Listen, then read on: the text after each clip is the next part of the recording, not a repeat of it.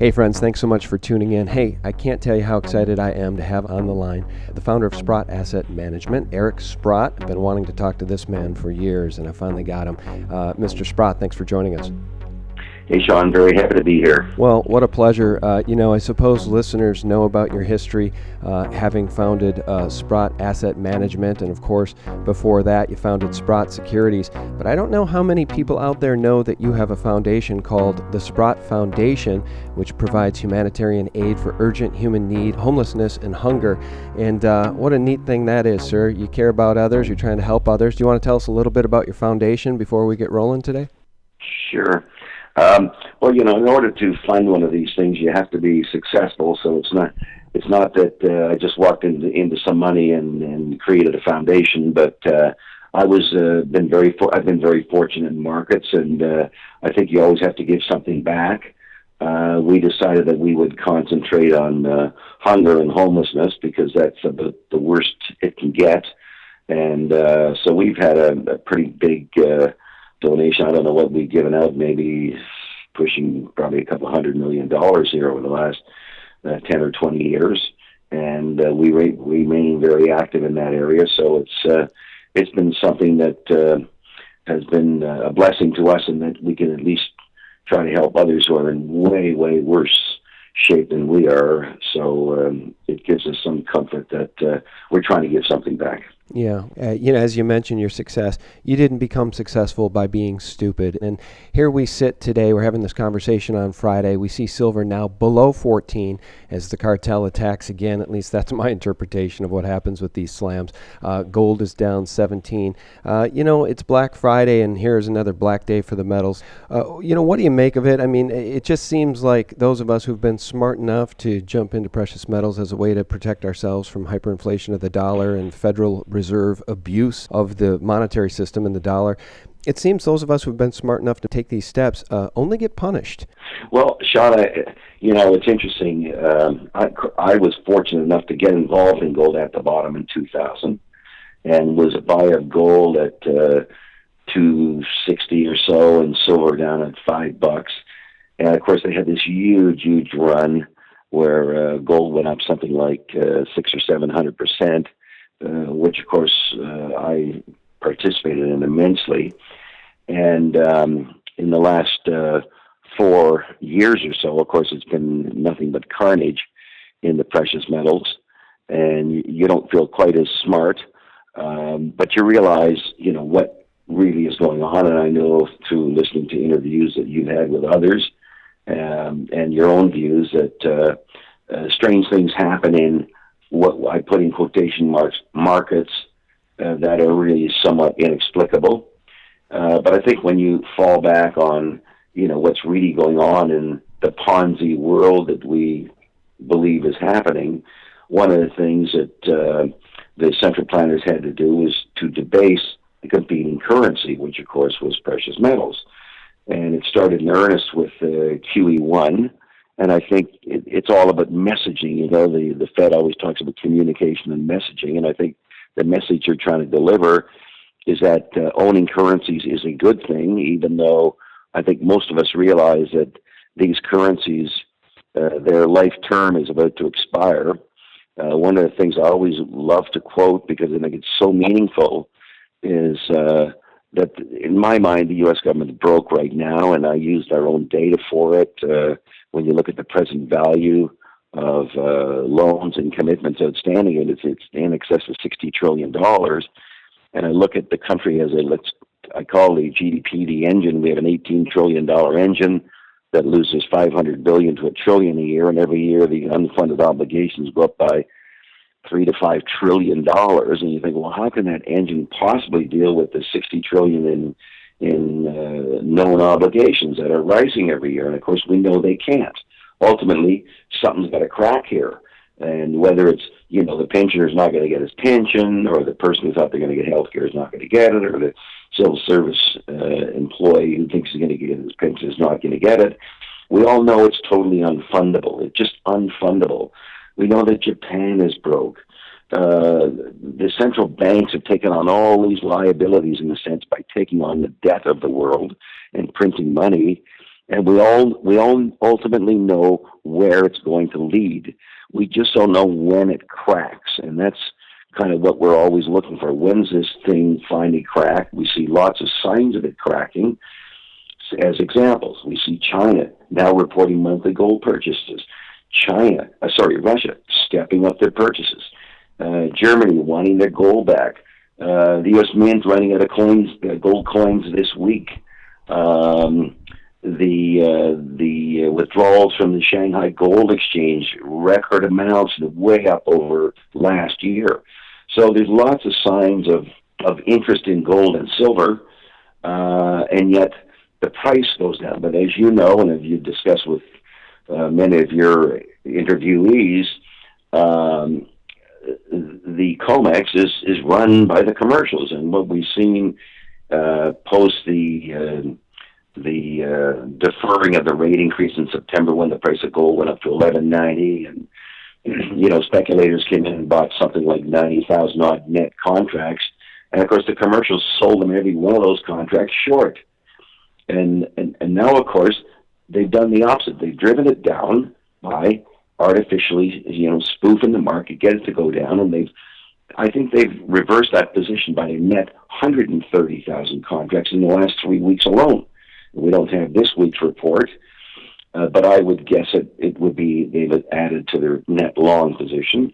I would imagine this break we're witnessing today, which on a technical basis, of course, looks horrible, we might see all sorts of people piling on the short side, and the commercials, of course, going even further net long. And when the commercials get net long enough, you're going to see the prices go back up. Just because they want to make money, one, because they just run the market, or two, we get more physical demand coming in because the average consumer's not stupid. They do buy when the price goes down. We see the Indians come in. We see the Chinese come in. We'll see the Russians buy. We see people trying to buy coins, and then all of a sudden you can't buy them. You see premiums pushing it. I even heard that there's the premiums on 1,000-ounce silver bars is ticked up a little here. So there's the physical side that will play a role here, and whether it's just the commercials running it back up to sweep the casino for another 30 days by having the price go up when everyone's short, or whether it's the physical winning the day. I think we're set up for better things to come now. I've been wrong for a long time. And, of course, no one could have imagined that markets would have deteriorated to the sense that they have, that almost anybody with very deep pockets can make something happen in the market, particularly small market, like gold and silver. So we just have to bear with it. I haven't lost any confidence in the fact that these are primary investments that one should have a large position in their portfolio. Certainly in my own portfolio, I must be like 80% involved in precious metals, so I've taken a big hit here recently. But it doesn't deter me from thinking that this is ultimately the best advice you can give to anyone who's watching what's going on in the real world of finance. Yeah, I couldn't agree more, and it's been terribly painful for those of us who have turned to honest money as a way of really of protecting our financial liberty.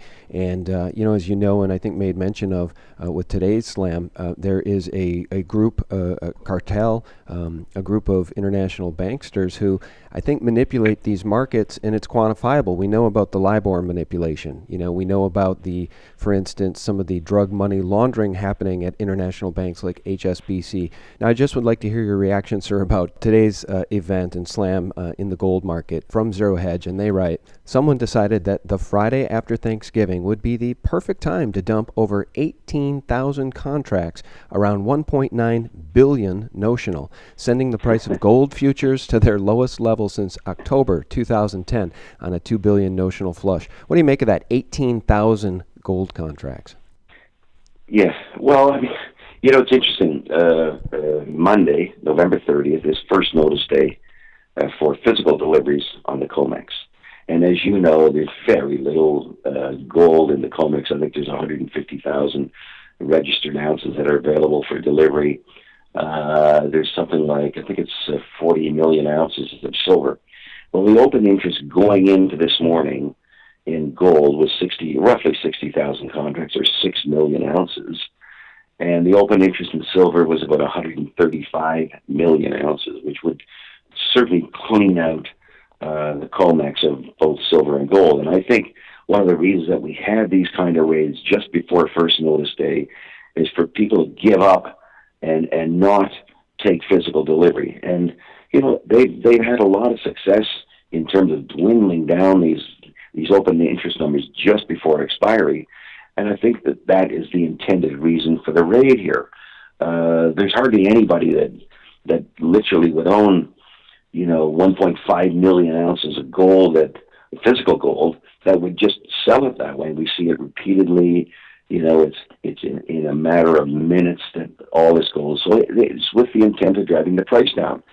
And I know lots of people out there who have expected the price to go down and actually are cherishing the opportunity that, fine, you want to send it down here, we'll keep buying. Right. And I always go back to, when silver hit 50 a number of years ago, today it's 15. So it costs you 30% of what it cost then. So if the same people want to put the same amount of money and they can buy triple the amount of silver. Yeah. Like, it's a stunning data point that, and even in gold now, you can almost buy twice as much gold at today's price with the same amount of money as it would have cost 4 years ago. So, if China wants to keep putting in a fixed amount of money and Russia wants to put in a fixed amount of money, they're going to keep buying more gold. And the people who stack, if they put in the same amount, they're going to be buying more of the product, not less of the product. So I hope that this might be a one-off event. Maybe they're hoping that they'll get people to sell their shares of GLD so they can access some physical gold. As you know, in 2013, that was a huge part of offsetting the needed supply when they drained something like 700 or 800 tons out of the market at the same time that India, of course, was restricting their people from buying gold at the time. And those two factors, I think, allowed the price to go down. And now, of course, India's back in the market. The raids on the GLD and other ETFs has not been nearly as significant as before. Maybe they hope this will, let them get their hands on, 25 or 50 tons, who knows. But I've always believed that on a physical basis, there's probably at least 2,000 tons more of demand than supply. It's pretty easy to come up with those numbers on a yearly basis, where supply is about 4,000 tons and demand is about 6,000 tons. And, of course, that gold has been supplied by the central planners. You can see it by UK exports of gold to Switzerland. Well, UK doesn't produce any gold. So where are they getting the gold from? They're getting it from the US and Canada and all their, central bank buddies, and shipping off to Switzerland. Then it gets shipped over to China, who's a real buyer. And if the people in China, we've had stock market sell off pretty hard here today. If they decide that they don't like stocks and they're looking at all these bond defaults that are forthcoming, I can't imagine that the Chinese wouldn't be pretty healthy buyers of gold and silver in here. So, unfortunately, John, we have to keep waiting our time, but we know by definition our time will come. And one of the analogies I always like to use is, I go back to Detroit, which we all knew 10 years ago was broke, and 9 and 8 and 7, and finally they go broke. Mm-hmm. Because mathematically they had to go broke. Mm-hmm. And the U.S. is in the same situation. They're broke. Mm-hmm. They haven't declared that they're broke, but with the obligations that they have and the shrinking economy that they have, there's no way that they're going to be able to deal with these obligations in the future at some time. And I find it interesting that both Russia and China are dumping their treasuries, and surely the goodness the Mideast must be dumping their treasuries because they got to fund their deficits. Mm-hmm. Everybody who's got a problem now is clamoring for their cash, and anybody who is a net owner of treasuries is probably a net seller of treasuries, and God knows who's buying them because the yields are so rotten that it's hard to imagine anybody buying them other than the commercial banks to try to keep the banking system together. Yeah, the buyer of last resort is, the Federal Reserve. And you just wonder, Eric, how much longer can they open a new credit card to pay for the old one? I mean, the rest of the world is getting really tired of this funny money, and they're getting really tired of the hegemony and imperialism of the U.S. government. I mean, the rest of the world is really standing by, watching this thing collapse as the government continues to push for more war. Now here we are pushing for more war here in Syria after expeditions into Libya and expeditions into Afghanistan and, turning Iraq into an absolute hellhole. And, it's just disgusting because here we are sitting at home here on Black Friday, and the unfunded liabilities, which you mentioned, of the U.S. government, according to Lawrence Kotlikoff, are $202 trillion. And, I think he was saying that back in 2011, 2012. And you just wonder, I think at the end of the day, we're going to see a lot of people get very, very hurt. A lot of people on Social Security who rely on that, and that's an underfunded Ponzi scheme. And it's just real sad. And I like your pragmatic approach to this thing on the precious metals, saying, well, you know what, you can buy silver now. You can buy, it's 30% the cost of what it was just a few years ago. And I always go back to that 1980 inflation-adjusted all-time high, which, of course, John Williams talks about a lot. And, if it was $50 then, he says that equates in today's dollars to $601. And it Right. just, so what I say is at 15, you're really looking at, in 1980 dollars, $2 silver. I mean, wouldn't you love to get in a time Right. machine and go back to 1980 and buy as much silver as you wanted? It's $2 in 1980 dollars, which Yeah. is, I think, really hard for people Sure. to believe. It's hard for people to believe that because, again, if that were true, then this would have to end because that's unsustainable. But this whole system's unsustainable. Yeah. Well, it's interesting, Sean. I have a view of what's gone on here in the last few years, and starting with, the NASDAQ plunge in 2000. We should have gone into a secular bear market. Then we come along with, cash for clunkers and new home buyer tax credits and TARPs and TALS and so on. And then more recently, in order to keep this thing going, of course, we've had negative zero or negative interest rates, which has kept housing sorted together. It certainly has helped automobile sales when you're going to zero down and zero for 72 months or whatever. And you can look at various programs that have kind of held the economy together. Student loans, car loans, zero, low interest rate mortgages, EBT cards. These things have all allowed the economy to stay in a kind of suspended animation. But I think the one thing that I look to see happening here is, you can't hide from the health care bills. And health care is a huge cost to the consumer in the United States. And we see some of these notifications of premium increases for 2016. And I just believe that when the consumer gets his bill, and he's already on average spending 18% on health care, and he gets a 10% increase in his premium, which is a modest increase, by the way, there's 1.8% inflation right there, let alone rent that's hitting new highs, education that gets more expensive all the time. And there's just no way that the interest rate is where it is. And I think the middle-class guy just realizes he's in very, very difficult shape. We saw that personal spending in the last reported months was up 0.1%. The Atlanta Fed just cut their fourth quarter GDP forecast. I think it was from 2.3 to 1.8. And it's a data-dependent flow, and we're going to get more flow here. We see CapEx around the world is just stunningly weak. We see the freight indexes are, whether it's the Baltic Dry, the car loadings, the rail freight traffic, the truck traffic is all weak. And it all points to a shrinking economic pie. So I, for a long time, have never believed any of the economic data. And I think a lot of it, in a sense, is promoted. When you have student loans growing like they grow, that adds to GDP. When you can get some sucker to buy a house who can't afford it, it adds to GDP. Right. Same thing with cars. Yeah. And student loans that let them spend more on education. And it's all of those things cannot go on forever. And someday we're already in a retrenchment, but it could get a lot worse than it is today. Yeah. I was going to bring that up. I saw an ad yesterday for a Jeep Grand Cherokee. Go buy a brand new Jeep Grand Cherokee from your local dealer for 72 months at 0%. You can finance this vehicle for 72 months at 0%. The only way that can happen is if the Fed keeps interest rates artificially low to try to continue to stimulate this Ponzi economy. Your point's a good one. Let me ask you this. Do you see the death of paper, gold, and silver quantifiably in any ways that you can point your finger at? I saw an article from SRS Rocco, from Steve St. Angelo over at SRS Rocco just the other day. Death of paper, gold, and silver, the data proves it. It looks like demand for these ETFs is falling as we see physical demand going off the charts.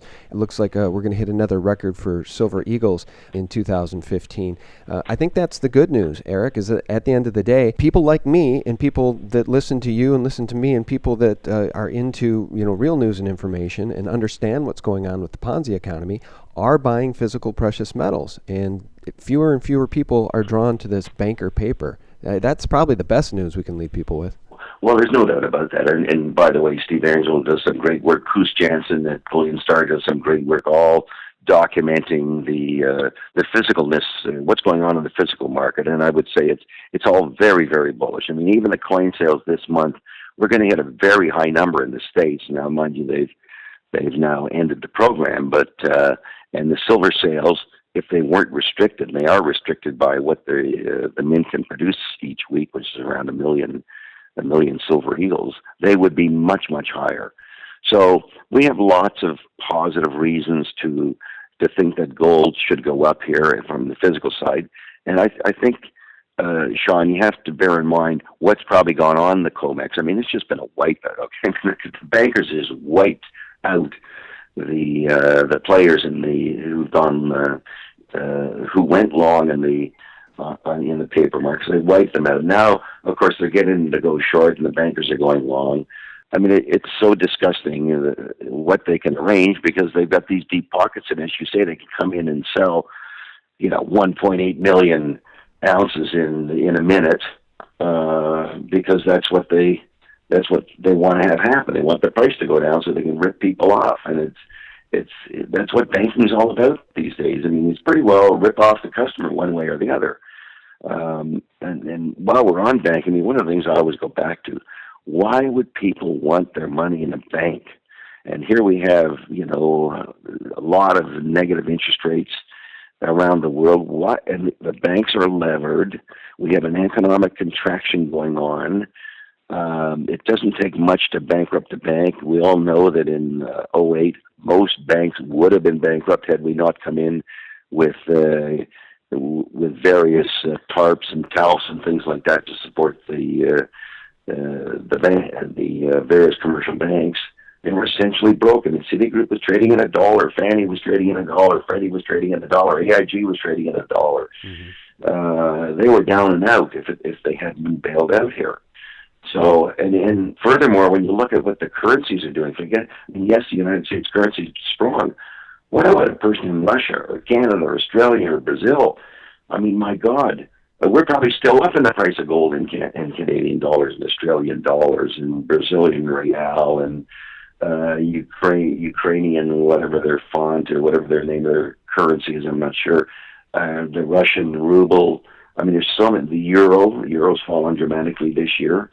So there's lots of reasons why people in those areas would be strong buyers of gold. And the fact that you might get into negative interest rates, I mean, you could just have everyone want to take their money out of the bank. And perhaps this is another reason why they raid, because the obvious choice when you got negative interest rates is to go to gold. So let's take that away. We don't want people to think about going to gold, so let's keep hammering. Maybe we got on December, I think it is 2nd or 3rd, when Mr. Draghi is going to come out with his theoretical dual negative interest rate where some people will have to pay to have their money in the bank. It's almost, I mean, I can hardly even fathom thinking about having to pay to have your money in a bank, but that's where we're going here. And, of course, the natural alternative would be gold. So we better make sure gold looks weak here so nobody takes that decision. I mean, what if some international company just decided they should own gold instead of euros or or real or something like that. That would take nothing. We already have a shortage of physical gold in my mind, and based on my calculations, it would just get exacerbated if negative interest rates brought huge amounts of money into the gold market. So, but some countries won't be fooled. Russia won't be fooled. China won't be fooled. The Indians won't be fooled. And it's a paper market, but in the physical market, the smart guys are doing the buying. Yeah. Okay. Well, a couple minutes left here. I got one more question for you, and it's in regards to China, actually. We saw China come out not too long ago and tell us that they restated their gold holdings. Jeff Nielsen, a buddy of ours from Bullion Bulls Canada, does a lot of writing for you guys over at Sprott Money. It's been a longtime friend to me in SGTreport. And he and I have talked about this in detail, and he makes the point that China, of course, does not have to disclose any of the gold it mines domestically. And so, when people like Rob Kirby or Alistair McLeod or Rick Rule or others talk about thousands and thousands of tons of gold. In the case of Alistair McLeod, he thinks that China has north of 10,000 tons of gold. We can see how that could be true. They're not disclosing what they're mining domestically. Have you given a lot of thought to what you think China has? And the second part of the question is, what is the end game? If we know the dollar won't be the world's reserve currency for very much longer, certainly not for another 50 years, and if we look at the 1988 cover of The Economist magazine, we see a phoenix rising from the ashes of burning dollars with a gold coin around its neck saying, get ready for a global currency in 2018. Is that the end game? Is it a new global currency backed by gold? Well, Sean, to your first question, how much gold does China have? I mean, I've watched the data. We used to get a lot of data coming out of Hong Kong, their exports into China, and they were just big numbers. And I even wrote an article criticizing the World Gold Council for massively understating Chinese demand. And it's interesting, even with these now monthly reports that China comes out with, so we see an average of 15 tons a month, which were never reported before. So now we got a guy buying 180 tons a year that was never recorded in the World Gold Council data, and that's almost 5% of the world's demand. So you got a guy coming in theoretically who wasn't buying, now buying 5%, and of course the supply has gone down. I mean, supply of recyclables has gone way down. The mining supply is going to go down and continue to go down because of the deferment of projects here. So I happen to be a big believer that China, now that you see them selling the bonds, is probably a much larger owner of gold than they're reporting. They're probably just reporting what they have to report to be included in the new SDR here, and they're probably doing it on a minimal basis because they probably can't. I mean, they're one of the huge beneficiaries, and they're sitting there, we can buy the gold at half the price. We get to sell our treasuries, which are worthless, at higher prices and buy gold. Let's just keep doing it. So I don't believe the Chinese data. I think they probably own a lot more gold than has otherwise been stated. To your other question, what happens to the currencies? I mean, we all know that all fiat currencies end up being valueless. I mean, history has proven that over and over and over. You can look at the balance sheet of whether it's the U.S. government, the Japanese government, each of the central banks. I mean, they're broke. There's just no way that they could ever pay normal interest rates. There's no way that they can ever exit. Remember, we used to have an exit strategy. Well, there never has been an exit strategy. There's been nothing done. They just keep buying more bonds. They're going into more classes of securities. They buy mortgages now. The Bank of Japan buys stocks. The Swiss National Bank buys stocks. I mean, we are in such a fool's paradise when it comes to what central banks are doing, and they're all doing it just to try to hold the sucker together because somehow they think if they can have stocks go up, we're theoretically supposed to feel wealthy. And of course, we get the mainstream media that goes along with, stocks hit record highs, whatever. But meanwhile, there's this undergoing deterioration and rot that's manifesting itself in the real economy, which you can see every day, and yet the stocks go higher, and stocks quite benefit by all this M&A. The M&A activity is really the only thing that's kept stocks together, and the M&A activity has to go down. If earnings go down, you just can't keep buying the same amount of stock if your cash flow is going down. So I don't know when it ends, Sean. I mean, that's the unanswered question that we all struggle with here. But we all know ultimately what's going to happen, and if you have the ability to hang in there, I think there's a huge payday here at the end of the line, because we're in a financial Ponzi scheme, which we know what happens in the end result to all of those things. So I think you got to hang in there. If people can redouble their efforts to own physical, as I swear the Indians and Chinese are probably doing this morning, we'll win the day. Yeah, we will win the day, and it's logic over manipulation at this point. We know about the manipulation, and I guess that's what allows us to sleep at night, is just knowing about the manipulation and having guys like you, Eric, truth tellers, lay it out for us and be honest with us. So it's really, I'm grateful for your time today. Thank you so much for taking the time. I just can't thank you enough.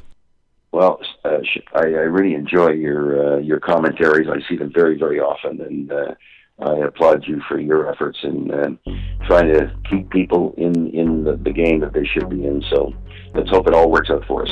Well, amen. All right, well, Eric, again, thank you so much. It's been a real thrill for me to talk with you. And guys, Eric Sprott is the chairman of Sprott Inc. and an all-around great guy if he's willing to take time to talk to me on a Friday. Eric, thank you so much. Sean, my pleasure. All right. Let's hope we have some good ones coming. Absolutely. And guys, thank you for tuning in. We very much appreciate your support at SGTreport.com, at thephaser.com, and thelibertymill.com. Real news, the antidote to corporate propaganda, 24/7. God bless.